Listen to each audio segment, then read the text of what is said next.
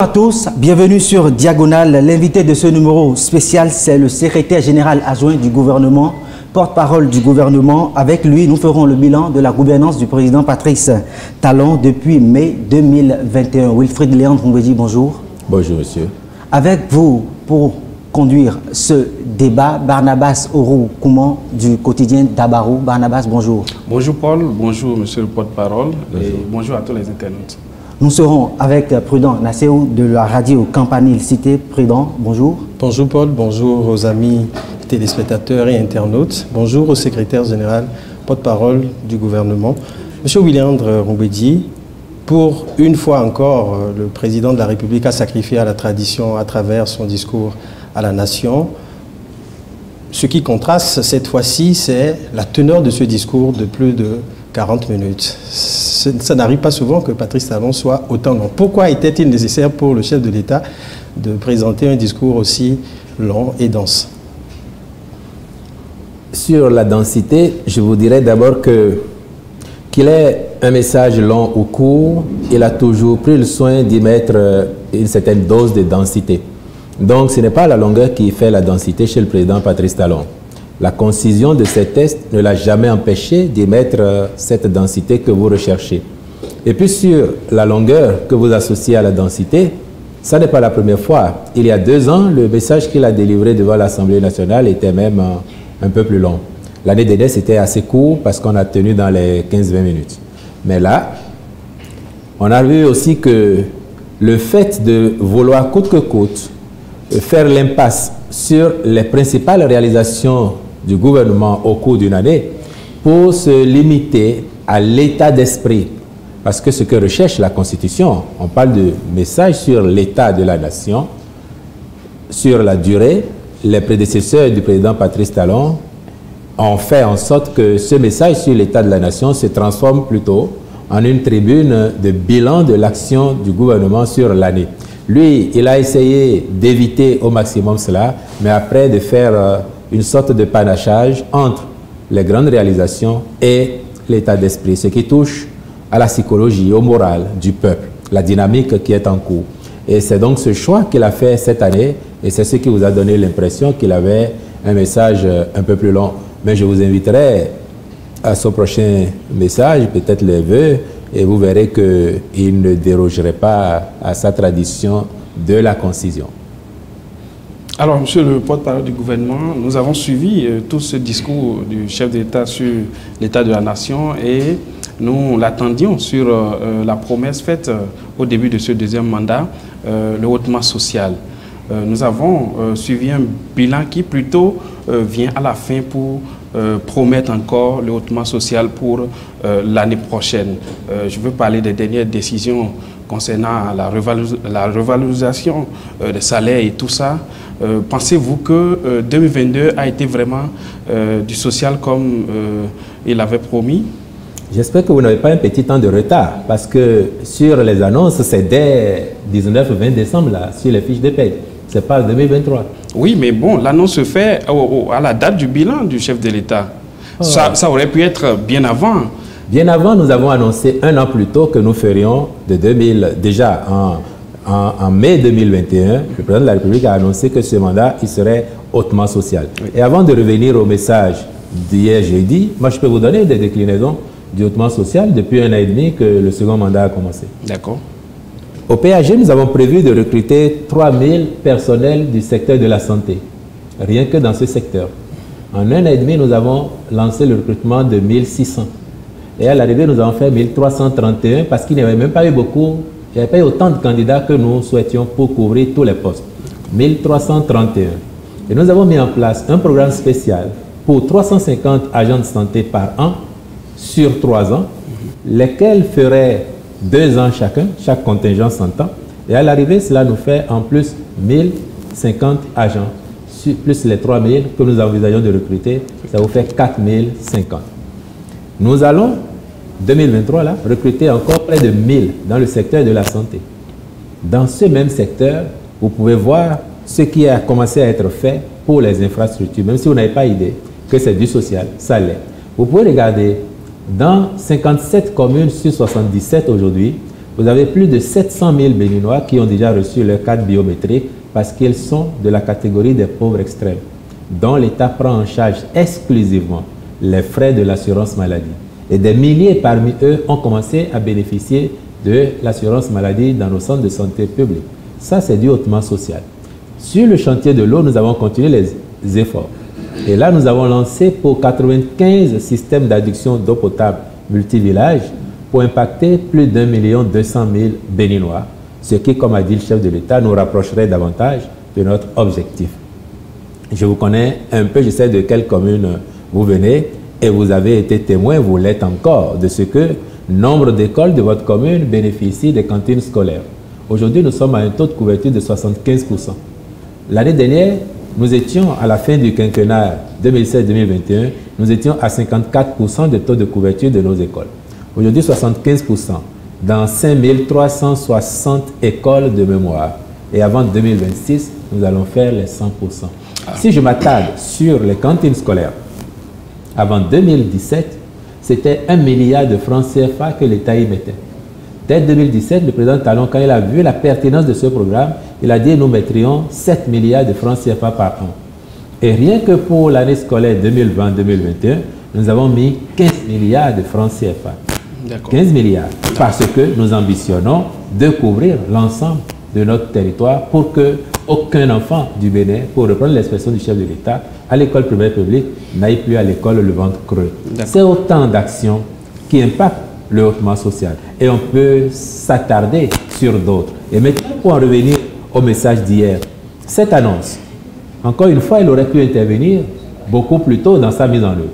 Quand le président l'annonçait en décembre 2021, nous étions partis pour qu'en mai 2022, elle prenne effet. Et cela se serait fait. Mais en temps, chacun a été surpris par le conflit russo-ukrainien. Entre décembre et février, personne n'avait envisagé cela. Et quand ce conflit a commencé, tout le monde se disait c'est une affaire de jours. Ça fait 10 mois que nous y sommes et personne ne sait encore quand est-ce qu'elle va s'arrêter.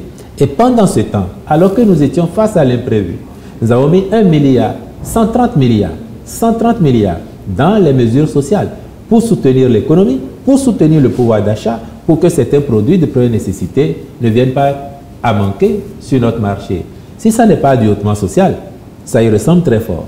Et maintenant, le clou, l'annonce qui intervient en décembre, le moment peut vous gêner, nous aurions aimé le faire plus tôt, mais c'est là encore la manifestation du respect de la parole donnée.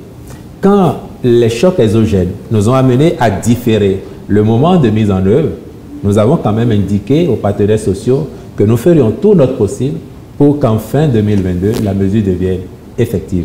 Et je suis surpris que vous ne mettiez pas en relief l'ampleur de l'effort. Moi, je mets n'importe qui ici au défi de nous dire, depuis 1960, quand est-ce qu'il y a eu une revalorisation et un agent a eu 66%, 56%, 51%, 50% sur son salaire. Bien entendu, il y a d'autres qui n'ont pas eu autant. Mais nous avions annoncé dès le départ que nous ferions une revalorisation différenciée pour soutenir davantage les plus faibles. Et ça, c'est du hautement social. D'accord. Je suis d'accord avec vous, monsieur le porte-parole du gouvernement, que ce sont des actions du gouvernement qui visent à améliorer les conditions de vie des populations. Mais si toutes les actions que le gouvernement met en œuvre depuis le début de son mandat, juste aujourd'hui, sont qualifiées comme des actions du hautement social qu'il a promis, ces actions font partie de la mission d'un gouvernement. Un gouvernement est appelé à donner de l'eau aux populations. Un gouvernement est appelé à donner des routes aux populations. Mais si un chef de l'État, à l'entame de son mandat, annonce un mandat hautement social, c'est que les populations s'attendent à quelque chose d'extraordinaire, de quelque chose qu'on n'avait pas l'habitude de voir, ou bien quelque chose qui n'est pas courant. C'est comme par exemple cette revalorisation. Moi, je la trouve comme une action hautement sociale. Parce que c'est du jamais vu. Mais les autres actions, la route, les hôpitaux, le recrutement, ça c'est normal, c'est dans l'ordre normal d'un gouvernement de faire des recrutements, de construire des routes et tout cela. Donc je pense que moi, quand je parle d'action de hautement sociale, c'est par exemple cette revalorisation, c'est aller au-delà de ce qui se faisait habituellement par tous les gouvernements. C'est bon. D'accord. Sauf que Oui. tous les autres secteurs que vous évoquez et qui structurent le développement, qui structurent l'amélioration des conditions de vie, depuis 1960 au moins, nous avons eu des gouvernements. Et je vais vous interroger sur qu'est-ce qui a été fait dans chacun de ces secteurs avant 2016 pour que nous soyons obligés encore aujourd'hui de mettre autant de ressources. Vous prenez l'eau potable. En 2016, nous étions à 40% de couverture moyenne de tout le pays. Il y avait encore 60% de Béninois qui n'avaient pas d'eau potable. Si ça avait été fait avant, le gouvernement ne mettrait pas autant de centaines de milliards aujourd'hui. Ces ressources iraient ailleurs. Comme vous venez du Borgou, moi je vous renvoie sur l'axe Ndali-Niki-Chikandou. Chacun a pu voir l'épaisseur de cette route. C'était une route réalisée avant. Et c'est ça qui a induit ce que vous connaissez là. Si ça avait été fait aux normes et conditions requises, on ne serait pas obligé de mettre aujourd'hui autant d'argent pour reprendre. Oui, je suis d'accord. Vous êtes d'accord? Oui. Vous avez évoqué, je vais prendre l'électricité encore. Si on avait fait les efforts conséquents de 60 à 2016 et qu'on ne produisait pas en 2016 0 MW par nous-mêmes, peut-être qu'aujourd'hui nous serions à 1 gigawatt, 10 gigawatts de production au Bénin pour l'énergie. Seulement, en 5 ans, nous avons fait 60-65% de couverture de nos besoins en temps de pointe. En temps de pointe. Les cantines scolaires, pour y revenir. En 2016, c'était peut-être 15-20% de couverture. Et c'était 20 jours de manger dans l'année. Toute l'année pour les enfants, 20 jours. Depuis 2017, du premier jour de la rentrée au dernier jour, les enfants ont un repas chaud. Du premier au dernier jour, on a mis les moyens. Et ça, vous n'avez pas le sentiment que c'est vraiment du hautement social. Non. Quand on ne sait pas, l'exemple le plus concret, vous avez, pour ce que je sais de vous, vous avez un organe de presse qui est très présent sur les réseaux sociaux. C'est quand même nous qui avons fait 2500 km de fibre optique de Cotonou à Malanville. Absolument. Pour que vous puissiez le faire. Oui. Hier, vous n'aurez pas été en capacité de faire ça. Vous aurez peut-être investi beaucoup plus. Et nous voulons encore faire la deuxième phase. Pour améliorer encore l'argent que vous auriez dépensé hier, mais que vous ne sortez plus de votre poche. Vous n'avez pas le sentiment que le gouvernement vous aide à le gagner. Hein? C'est ce que dit le président Patrice Talon. Quand on n'a pas ne serait-ce que le sentiment d'avoir le peu supplémentaire pour soi-même, on ne se rend pas compte que globalement, le pays progresse. Et pourtant, somme toute, notre action favorise le mieux-être pour l'ensemble de nos concitoyens. Bien entendu que c'est ardu et le chemin il est long, parce que nous venons de loin. Et regardez sur chacun des chapitres que je vous ai évoqués. Si on avait fait autant d'efforts avant, de moins voler l'État, de faire ce que nous avons à faire avec exigence, pour ne pas gaspiller l'argent, il y a longtemps que nous serions sortis de là. Ce qu'il faut souhaiter aujourd'hui, c'est justement que cette dynamique, elle se poursuive longtemps, pour que nos enfants, nos petits-enfants aient encore mieux que ce que nous commençons à voir nous-mêmes.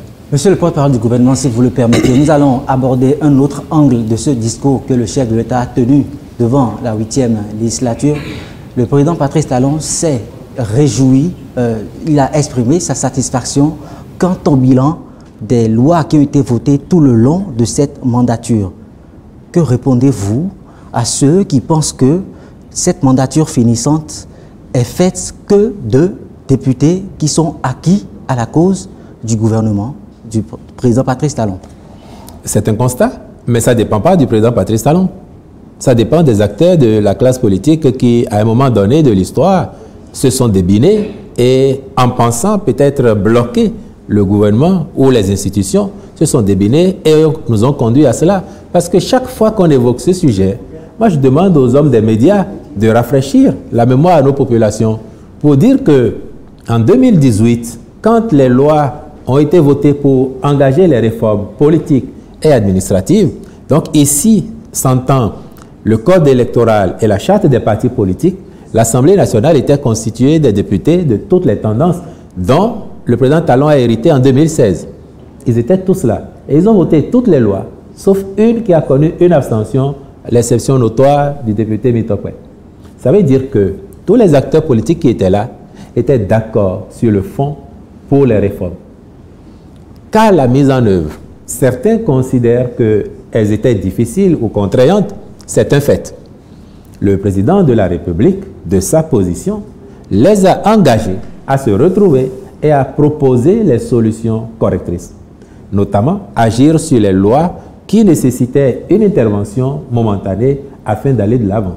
Et vous avez tous oublié que quand ils se sont retrouvés à l'Assemblée nationale et qu'ils ont eu un accord définissant le modus operandi pour y arriver, il s'est trouvé 2 signataires de l'opposition qui, moins de 48 heures après, ont dénoncé leur propre signature. Si j'analyse, je me mets à votre place, je me dis, peut-être en se disant que cela aurait compromis la bonne exécution de l'agenda républicain pour empêcher l'élection sans eux, mais les institutions de la République ont été consultées par le président de la République et ont conclu qu'il ne fallait pas engager l'État dans un blocage institutionnel. L'élection devait avoir lieu, elle a eu lieu, ce fut une conjoncture que nous n'avons pas souhaitée. Mais à l'arrivée, je vous mettrai au défi de me citer 2-3 exemples de pays où le gouvernement a eu une conjoncture, on va mettre favorable, en griffe, de disposer d'une assemblée totalement acquise à sa cause et de n'en avoir pas profité pour faire passer tout et n'importe quoi. Cette assemblée-là, elle a fait une révision de la Constitution dans un contexte où elle avait le champ libre. Mais nous avons renforcé la limitation de mandat. Personne n'a pensé que cette assemblée exceptionnelle, on aurait pu en profiter pour ouvrir les vannes. Au contraire, c'est avec elle que le président a fait mettre dans la Constitution que nul ne peut, de sa vie au Bénin, effectuer plus de 2 mandats présidentiels. Cherchez-moi 2 pays africains où vous avez eu ça et où l'Assemblée s'est comportée de façon aussi républicaine. Parce que nous, on est conscients que à qui a beaucoup reçu, il en sera beaucoup demandé. Et cette Assemblée, elle a fait preuve de responsabilité. Elle a accompagné le gouvernement en votant des lois majeures qui structurent de plus en plus le développement de notre pays. Et le président de la République s'est fait fort d'être reconnaissant pour leur dire, et il espère que l'histoire leur témoignera sa juste gratitude pour leur contribution à ce qui a été fait. On a l'impression, quand on suit la facilité avec laquelle le chef de l'État s'exprime en termes de satisfaction, on a l'impression que cette mandature, que c'est seulement parce que cette mandature n'est composée que de députés qui soutiennent, eux, tous ces actions, qui le dit. Supposons un instant que pour ce vote du budget exercice 2023, il y avait eu des voix dissonantes au sein du Parlement qui s'étaient levées contre le montant qui devrait être alloué aux programmes qui sont pour le compte de l'année 2023. Le président Patrice Talon aurait-il eu la même facilité? Déjà, si même l'Assemblée nationale avait été autrement composée et que l'ampleur des résultats évoqués était la même, le président n'aurait eu aucune gêne à féliciter l'ensemble des députés qui y auraient concouru. Aucune gêne. Pour en revenir au budget 2023, il y a eu des voix dissonantes à l'Assemblée. Les députés ont porté des amendements au projet du gouvernement, des amendements qui ont été pris en compte. Donc, c'était des voix dissonantes, mais en termes de contribution. Et cela a été pris en compte, ce qui veut bien dire que ceux qui sont là, c'est des gens qui réfléchissent et qui pensent aussi au bien des populations. Nous n'avons pas la science infuse au gouvernement. Certes, nous sommes de bonne foi, nous voulons bien faire, et chaque fois que nous posons un acte, c'est parce que nous sommes convaincus que c'est ce qui est bon pour la République. Mais d'autres y réfléchissent et apportent aussi leur complément en termes de réflexion, d'orientation. Nous les prenons chaque fois que nous jugeons que c'est pertinent. Monsieur le secrétaire général adjoint du gouvernement, le président de la République a fait un gros effort, vous l'évoquiez tantôt, par rapport à la revalorisation des salaires. Ça concerne les fonctionnaires du public. Il a fait un plaidoyer en direction du patronat pour les travailleurs du privé. Mais le rehaussement social aujourd'hui doit pouvoir impacter tous les Béninois. Alors, quel est son contenu? Puisque nous sommes dans le 2e mandat, est-ce que le rehaussement social énoncé par le président de la République a un contenu réel? Est-ce qu'on attendra le PAG2 pour en savoir, on va dire, les indicateurs? Le PAG2 est en cours d'exécution et le rehaussement social, c'est aussi un peu l'ensemble de ce qui est mis en œuvre. Mais particulièrement sur 2023, si on peut s'attarder là-dessus, vous l'avez entendu, quelques esquisses dans le discours du chef de l'État, avec les 30 000 jeunes filles adolescentes qui reçoivent le soutien de la République, avec aujourd'hui l'extension à 20 communes, à titre expérimental, de l'exemption de frais de scolarité pour les filles. Ça n'est pas rien. Avec ces bourses instituées pour encourager nos filles à entreprendre des études universitaires, 38 500 francs le mois, avec cette haute bourse de 27 500 francs pour les 120 meilleures filles du pays qui s'inscrivent dans les disciplines scientifiques, techniques et professionnelles, avec par ailleurs un autre aspect qui n'a pas été indiqué, mais qui figure au budget 2023, l'aide que nous apportons à d'autres catégories d'élèves, des filles notamment, à travers des transferts monétaires, 450 francs par jour pour les filles de CM1, CM2, dans les localités impactées. Non, ça c'est même dans tout le pays. 450 francs par jour de classe sur toute l'année et pendant des années. Et pour celles de 6e en terminale, 600 francs par jour de classe. Pourquoi? Toujours pour encourager et favoriser la promotion et la protection de nos filles. Plus elles sont instruites, mieux elles savent se défendre. Moins elles céderont aux pressions d'un adulte, qu'il soit leur professeur ou un ami à leurs parents au village. Donc on fait ça pour elles. Tout ce qui est engagé après, comme les cantines scolaires tout à l'heure, peut-être qu'en 23-24, l'année scolaire 23-24, nous serons à 100% de taux de couverture. Les mamans et les papas partout dans le pays qui sont aujourd'hui convaincus et rassurés que leurs enfants peuvent aller en classe en toute sécurité, qu'ils ne mourront pas de faim, ils savent apprécier cet effort, ces parents-là. Tous les autres, qu'ils soient du public, du privé, qui profitent de toutes les réalisations que le gouvernement fait pour améliorer leur vie, apporter un peu plus de facilité, de confort, ils savent apprécier ce que nous faisons.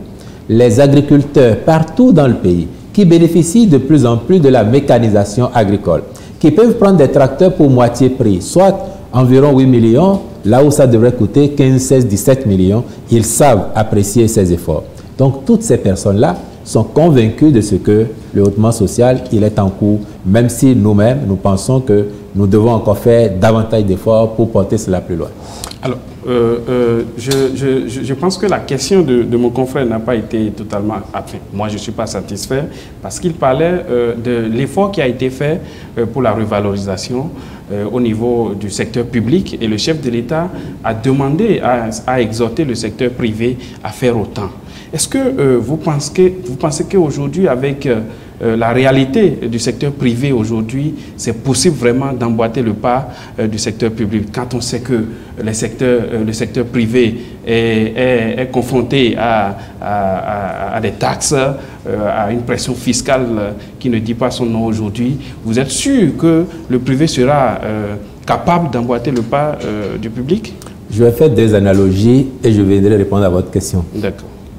J'ai discuté avec un enseignant il y a quelque temps à 90 km de Cotonou et il se plaignait un peu de ce que il y a eu des réformes. Lui, il n'avait pas commencé à voir les effets de ces réformes-là dans sa poche, mais il a fini son exposé en disant « Il y a 3 jours de mon bureau, j'ai quand même pu consulter ma situation administrative, j'ai imprimé mon acte. » Et je lui ai dit « Vous avez fait tout ça pour 100 francs CFA aujourd'hui. Hier, vous auriez dépensé 5 000 francs. Parce que vous auriez fait le déplacement de chez vous sur Cotonou, aller-retour. Peut-être que vous n'auriez même pas eu de suite, n'est-ce pas? Vous auriez perdu votre argent.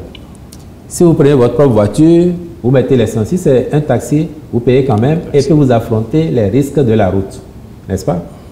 Aujourd'hui, on vous fait l'économie de tout ça. On vous fait l'économie de tout ça parce qu'on a investi pour les infrastructures. Oui. Donc, premier cas. Le deuxième, quand on a relevé les frais de péage pour tenir compte de la réalité nécessaire pour l'entretien des routes. Avant ça, on a mis fin aux tracasseries policières. Vous vous rappelez? Oui. Les conducteurs de taxi, j'en ai entendu témoigner en disant « Merci au président Talon ». Et nous, on s'est dit « Ah bon, merci, pourquoi ?» On dit « Grâce à lui, j'économise 20 000, 40 000 par mois. Ce que je distribuais avant aux gendarmes, aux policiers. Vous avez oublié, mais on n'a pas oublié. Mais le même conducteur de taxi, quand on a dit de payer 300 francs au poste péage, ou 400 francs, il trouve qu'il se plaint et il répercute sur le client. Il oublie les 40 000 qu'il conserve dans sa poche. Oui. Donc il n'a pas le sentiment que le social, l'action du gouvernement, lui génère du surplus dans sa poche et que cela est du social. Maintenant, tous les employeurs du privé qui peuvent avoir une population de plus en plus en meilleure santé, et donc des travailleurs de plus en plus en meilleure santé, grâce aux efforts du gouvernement, qui peuvent avoir des rues ou des routes bien faites, qui n'endommagent plus régulièrement leurs véhicules, donc autant d'infrastructures qui leur font économiser des frais de réparation. Tous ces promoteurs qui peuvent avoir l'énergie électrique à disposition, même lorsqu'elle s'en va, désormais ils jugent, se disent dans 10-15 minutes ça va revenir, ils ne se posent plus la question de savoir quand est-ce que ça va revenir. Tout cela, ils profitent de l'action du gouvernement pour améliorer le contexte global, n'est-ce pas? Donc, de certains points de vue, ils ont une plus-value. Et cette plus-value, ils devraient entendre l'appel, le plaidoyer du gouvernement pour la redistribuer tant soit peu à leurs employés. C'est ce que l'on vous demande et je suis convaincu que quelqu'un comme vous, qui comprend cela et qui particulièrement profite des investissements dans le secteur du numérique, a forcément entendu l'appel du chef de l'État et que d'ici janvier-février, il va suivre la dynamique du gouvernement dans la même ampleur, sinon plus, ainsi que le président Talon le souhaite.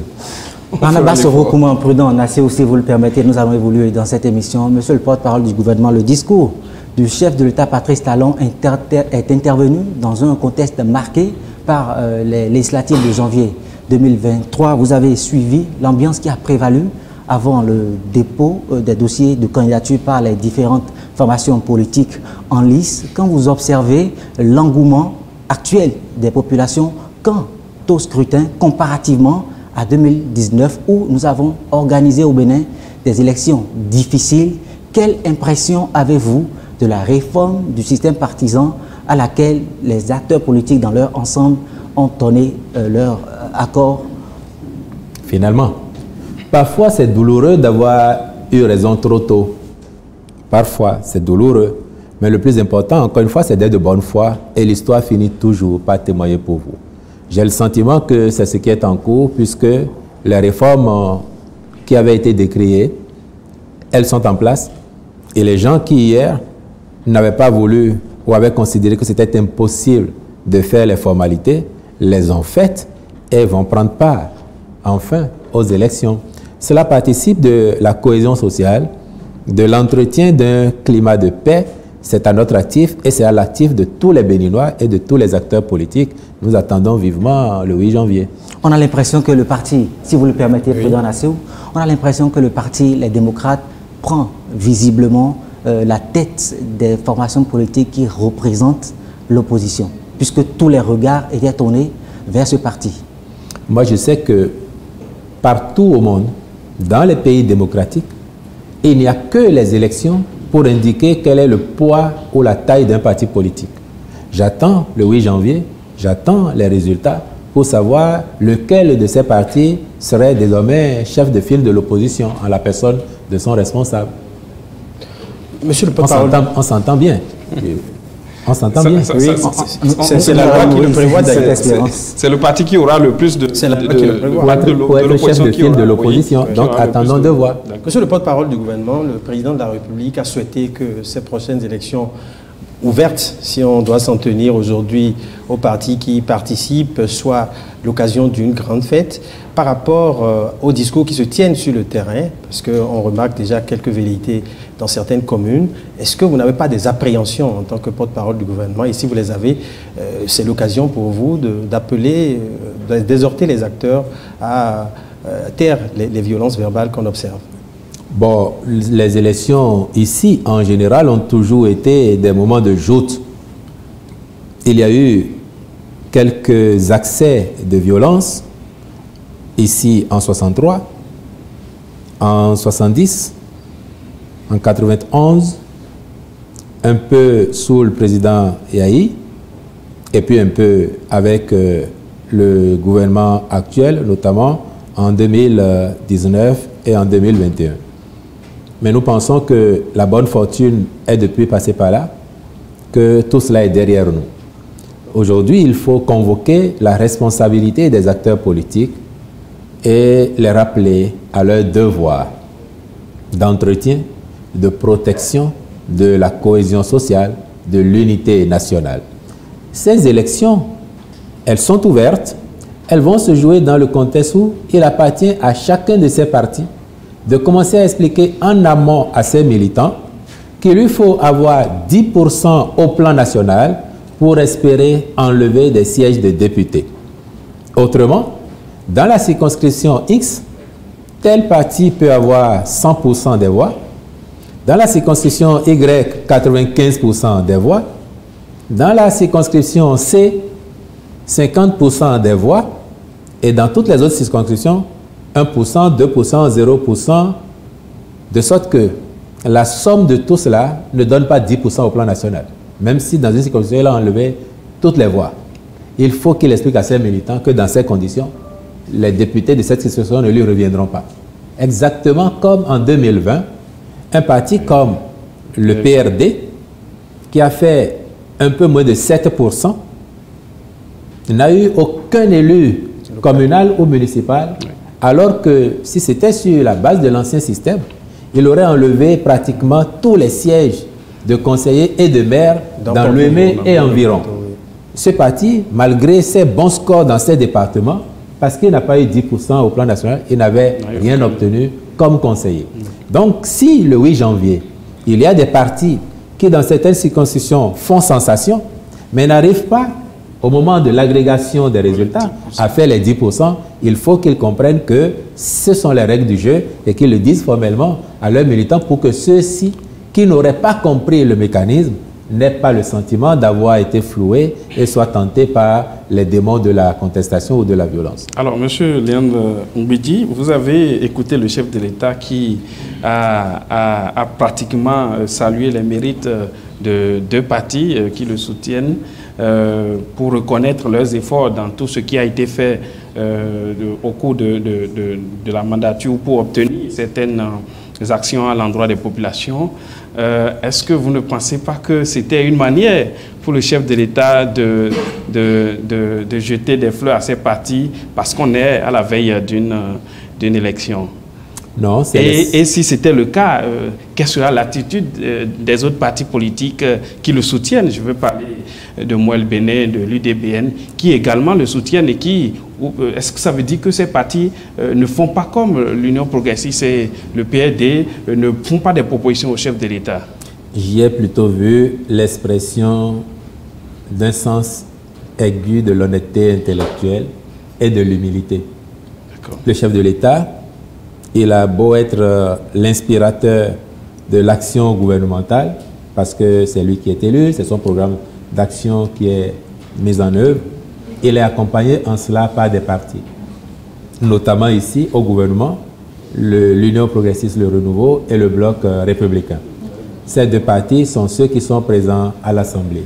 Ce que le chef de l'État a fait hier, dans ce contexte où l'euphorie est présente depuis mercredi avec l'annonce de la revalorisation, c'est de partager un peu le mérite de tout cela avec ces acteurs politiques et donc de dire à l'opinion, oui, ce que vous appréciez aujourd'hui, c'est aussi grâce à ces partis, grâce à ces responsables, aussi bien au gouvernement qu'à l'Assemblée. Ça n'est pas que de mon seul fait et je n'ai pas le sentiment que ce faisant, il a voulu leur donner un coup de pouce particulier par rapport à leurs concurrents pour la prochaine élection. Moi, j'ai la conviction que ces partis ont une certaine organisation, que si cela doit leur générer des dividendes légitimes, ce serait tant mieux, mais ils n'attendent pas forcément ça pour aller à la conquête des suffrages et essayer de s'imposer le 8 janvier. Donc vous pensez que les partis de la mouvance feront un bon score à l'issue de ces élections? Je n'ai pas de doute, je fais confiance aux Béninois qui observent que depuis 2016, nous avons mis en œuvre des réformes. Elles ont pu être difficiles parfois, je dirais même très difficiles parfois, mais elles ont toujours produit des résultats que les Béninois apprécient de plus en plus. Regardez par exemple le clou qui est intervenu mercredi en Conseil des ministres et confirmé hier par le chef de l'État, si on n'avait pas produit suffisamment de richesses dans notre pays depuis 6 ans, on n'aurait pas été à ce niveau de revalorisation. C'est quand même 60 milliards de plus par an désormais, au moins, sur la masse salariale. Additionnelle, 60 milliards. On ne partage que ce qu'on a créé comme richesse. Mais si on n'avait pas fait les réformes pour empêcher que l'argent de l'État continue d'être volé, dilapidé, toutes choses qui nous ont fait grincer des dents entre 2016 et 2021, parce qu'on a dit l'argent ne circule plus, l'argent ne circule plus, le président a dit l'argent ne circule plus, mais il travaille. L'argent qui ne circule plus, il fait circuler correctement sur des bonnes routes désormais. Il fait couler l'eau potable. Il fait que nous avons telle infrastructure, telle infrastructure, telle infrastructure. C'est parce qu'on a mis du sérieux dans la gouvernance qu'on a généré dans un contexte de crise internationale et dans un contexte où nous faisons autant d'investissements pour bâtir le pays, dégager au moins 60 milliards par an de plus. C'est un effort consistant et les Béninois sont convaincus de plus en plus de ce que c'était la seule façon de procéder pour relever durablement notre pays. Et j'ai bon espoir qu'ils vont continuer à voir les choses dans ce sens. Monsieur le porte-parole du gouvernement, nous allons aborder l'angle économique de ce bilan. Vous avez certainement écouté les cris de détresse des populations quant à la cherté des denrées alimentaires. En termes de perspective, quelle est la politique fiscale qui sera mise en œuvre au cours de l'année 2023, puisque le budget de l'État exercice 2023 est voté et à l'unanimité, je le rappelle. Nous restons dans le sillage de ce qui a été fait jusque-là pour donner de la résilience à notre économie. Il n'y a pas de taxes superflues et il n'y en a pas de nouvelles qui a été créée, à ma connaissance, dans le budget 2023. Mais comme vous évoquez la cherté de la vie, j'aime à vous rappeler que de mars 2022 à maintenant, nous avons quand même injecté 130 milliards de francs CFA au soutien de l'économie et au soutien du pouvoir d'achat. Et c'est dans ce même contexte que nous venons de faire cet effort remarquable de relèvement des salaires. Nous allons continuer avec tout le sérieux qui permet de sécuriser les ressources nationales, qui permet de donner encore plus de relief à notre économie pour qu'elle apporte des réponses probantes aux préoccupations de nos concitoyens. Et vous avez dû relever, dans le message du chef de l'État hier, lui-même reprenant les indicateurs de l'UEMOA, que par ces temps de crise, nous aurons été le pays de la communauté UEMOA où la maîtrise de l'inflation a été la plus optimale. Nous étions autour de 2% et pendant 4 mois successifs, nous avons fait du négatif, moins 1,3 en termes d'inflation, alors que la moyenne dans la communauté UEMOA, c'est 6,8%. Ce qui veut dire que notre économie a su apporter des réponses conséquentes pour non seulement soutenir l'économie, mais éviter cette inflation qui ferait que les prix s'enflamment partout sur les marchés. Donc, oui, la cherté de la vie était là, mais sur la base de ces données objectives, cela veut dire que, rapporté aux autres pays, nous nous en sommes tirés beaucoup plus à bon compte que cela. Monsieur le porte-parole du gouvernement, malgré les efforts qui visent à plafonner certains prix et à les faire respecter, il y a des commerçants véreux qui continuent par spolier la population. Et quelles sont les structures de l'État qui doivent s'investir dans la répression et comment est-ce qu'on peut justement préserver les pauvres populations? Ce biais que vous relevez relève de la nature humaine. Exactement comme quand vous dites il ne faut pas voler et quelqu'un va s'arranger pour contourner la loi. Donc, que ces commerçants se comportent ainsi, c'est de la nature humaine. Notre devoir à nous, c'est d'apporter une réponse. Et c'est pour ça que le ministère de l'Industrie et du Commerce a déployé ses équipes sur le terrain. Vous avez suivi... Un nombre insuffisant, certainement. Vous avez, parce qu'il n'y a pas 10 000 personnes non plus qui travaillent dans ce ministère. Mais les équipes qui sont là, vous les avez suivies dans tous les départements, parcourir les marchés, fermer des boutiques, lorsque les populations ont osé se plaindre. Parce qu'il faut l'accompagnement aussi des populations. Mais si je vais chez quelqu'un et au lieu de me plaindre, je dis c'est un parent ou bien c'est un ami de la famille, ou si je le dénonce maintenant, les grands-parents vont me demander pourquoi c'est toi qui allais dénoncer. Je n'aide pas en ce moment-là la société dans son ensemble à corriger ses travers. Donc, partout, les populations ont élevé des plaintes. Le ministère a essayé d'apporter des réponses et nous avons fermé nombre de boutiques. Nous avons verbalisé nombre de commerçants véreux, comme vous dites, parce que nous avons considéré que dans ce contexte-là, ils n'avaient pas à en rajouter aux souffrances de nos concitoyens. Alors, monsieur le porte-parole du gouvernement, il y a un fait qui fait parler de lui. Il s'agit des fonds que l'État béninois lève sur le marché international presque tous les mois. Est-ce qu'il y a une relation entre ces fonds que lève l'État et l'État, permettez-moi, l'État actuel de l'économie béninoise? Est-ce que, parce que le profane que je suis de l'économie, je me demande, est-ce que ce ne sont pas des dettes qui, même si aujourd'hui nous nous portons bien, on aura à payer dans 10 ans, dans 20 ans, sur une très longue durée? Quelle est l'explication qui convainc la population à ce qu'il n'y a pas de danger à ces fonds 20 milliards, 4 milliards qu'on lève tous les mois? Je suis heureux parce que la question provient d'un chef d'entreprise. Si vous allez à votre banque aujourd'hui et que vous avez 20 millions sur votre compte, si vous demandez 100 millions à la banque, elle va vous regarder bizarrement parce qu'elle va se demander, bon, quelles sont ses facultés de remboursement? Est-ce que je suis sûr que dans le délai qu'il me propose là, il peut rembourser les 100 millions? Et la banque peut vous dire, bon, monsieur, au lieu de 100 millions, je vais vous apporter 15 millions. Elle a fait ses calculs. Oui. Et elle sait que, bon, à 15 millions, elle n'a pas pris de risque démesuré. Il en va de l'individu, il en va de l'entreprise, personne morale, comme il en va de l'État. On prête aux riches. Si nous sommes capables de lever du financement, et de plus en plus à des taux très intéressants pour nous, c'est parce que nous sommes crédibles. C'est parce que nous faisons des efforts déjà à l'interne de mobiliser davantage. Et donc, nous allons sur les marchés en pleine confiance et nous inspirons confiance aux gens. Si on ne lève pas ces financements, il y a d'autres à maintenant, août, septembre, octobre, novembre, décembre, il y a 4 mois, vous m'aviez interpellé, particulièrement à Parakou, sur l'état de certaines routes. Oui. Vous êtes d'accord que s'il fallait attendre seulement de collecter nos impôts dans tout le pays, peut-être que dans 10 ans, on n'aurait pas lancé ces chantiers. Absolument. Mais depuis lors, je vous avais dit qu'on a commencé Bérouboué, Malanville, et que les jours après mon passage, vous allez voir Parakou, Bérouboué. Les machines sont là. On a lancé maintenant Ndali, Niki Chikandou. Dans la même période. Ça veut dire que nous levons les financements pour réaliser des infrastructures. L'argent que nous levons, ce n'est pas pour manger. C'est pour faire des investissements. Les investissements, c'est ce qui génère des revenus sur la durée. C'est différent des dépenses. C'est différent des dépenses. Donc, nous faisons des investissements avec les gens que nous levons. Et nous les levons parce que nous en sommes de plus en plus capables. Monsieur le porte-parole du gouvernement, il y a un autre secteur que je voudrais bien que nous abordions.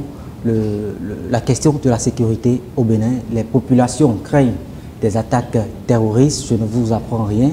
2021 a été le théâtre d'une série d'attaques, notamment dans le nord du pays. Nous avons suivi avec beaucoup d'intérêt le don de matériel que la France a fait au Bénin il y a quelques semaines seulement en arrière. Quelles sont les garanties que le gouvernement donne aux populations en cette veille des fêtes de fin d'année en termes de sécurité? Le secteur de la sécurité, comme les autres secteurs, n'a pas échappé à l'attention du gouvernement. Au contraire, même c'est l'un des secteurs où le gouvernement a fait preuve d'une présence massive. Et quand vous avez écouté le message du chef de l'État, pour 80 milliards de francs CFA engagés en termes de construction de bases opérationnelles avancées, en termes de réhabilitation de casernes, en termes d'acquisition d'équipements, et vous ajoutez à cela aussi les nombreux recrutements qui sont faits pour, par exemple, entre 2021 et 2022, recruter 1800 policiers, 2000 militaires, et nous ne comptons pas à nous arrêter en si bon chemin. Rien que ces exemples montrent combien la sécurité du pays nous préoccupe. Et nos concitoyens, ils observent cela. Ils savent que oui, il y a des délinquants dans une certaine partie du pays qui, professant telle foi ou telle idéologie, essayent de s'en prendre à elle. Mais elles ont noté qu'à chaque fois qu'il y a eu des tentatives d'incursion, la réponse de l'État s'est manifestée, massive, dissuasive. pour ces personnes-là. Contrairement, et je ne m'en réjouis pas, à certains autres pays où l'on voit les manifestations de ce phénomène. Quand vous entendez dans certains pays les manifestations, vous comprenez que ces délinquants ont réussi parfois à s'implanter, à prendre possession de certaines installations et à dicter leurs lois. Vous n'avez jamais entendu ça ici et nous travaillons à ce que cela n'advienne pas chez nous. Alors, est-ce qu'il y a eu des revendications par rapport aux différentes attaques perpétrées au cours de cette année, officiellement ou... S'il y avait des revendications, vous les auriez vues, vous des médias. Et c'est pour ça que parfois on est perplexe quand on voit la rapidité avec laquelle certains médias se dépêchent de baptiser le moindre événement attaque djihadiste. J'ai donné un exemple banal. Si nous sommes ici et que par exemple, je touche du bois, il y a 1 mois ou 2, il y a eu une attaque de cette nature dans les environs et que nous sommes dans cette salle et qu'un gros porteur passe dont un des pneus éclate et produit un grand bruit, quelqu'un qui est dans la cour de l'hôtel viendra vous dire qu'il y a eu une attaque terroriste parce qu'il a été surpris par le bruit et il ne connaît pas l'origine. Mais je sais que ce n'est pas votre cas. Les journalistes professionnels, même s'ils sont habités par la peur, ils vont se débrouiller pour se rapprocher des lieux, voir si c'est vraiment le cas.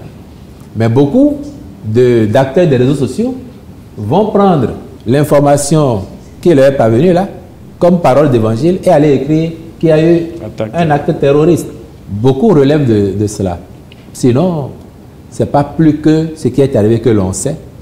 Mais l'important, c'est de savoir qu'il y a une riposte de taille que les forces de défense et de sécurité, grâce aussi à la collaboration de plus en plus manifeste des populations pour la coproduction de la sécurité, qui a cette réponse que nos FDS apportent. Alors, une réponse face aux attaques. Je sais qu'il y a d'autres questions que nous avons pas abordées. Cette déclaration est très importante, tu me permets. Oui, très rapidement, en 30 secondes.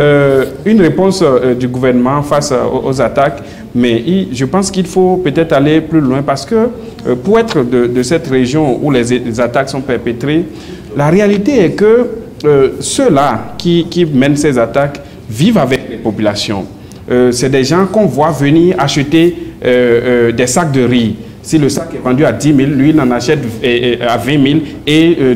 Donc, on les connaît. Dans cette localité, on les connaît. Ils viennent prêcher. On les connaît très bien. Quel est le dispositif? C'est vrai, il s'agit des questions sécuritaires qu'on ne peut peut-être pas révéler. Est-ce que vous rassurez que des dispositions sont prises pour que le gouvernement ait l'information, pour que l'armée ait l'information, afin d'anticiper, pour qu'on n'ait pas à attendre que le pays arrive avant de riposter? Est-ce que des dispositions de ce genre sont prises? Ce serait déjà très bien que les gens qui les connaissent très bien fassent l'effort d'alerter ou dire, chez moi, il y a quelqu'un de suspect, voilà ce qu'il fait, j'ai le sentiment que... Il y en a qui le font, mais il faut que cela se fasse de plus en plus. Oui. Et comme vous les connaissez là, contribuez aussi à les dénoncer pour que les forces de défense et de sécurité puissent prendre en charge la question et s'occuper de ces personnes. Monsieur le porte-parole du gouvernement, nous sommes à la fin de cette émission. Votre mot de fin? Ben, vous me remercier tous ceux qui nous ont suivis. Et vous dire que mon bonheur, il est le même que la dernière fois d'avoir été avec vous. Merci pour l'honneur. Barnabas Oroukouman, merci d'avoir animé ce plateau. Merci, avec moi, Prudent Nasserou, merci. Merci, Paul. On se retrouve pour un autre plateau.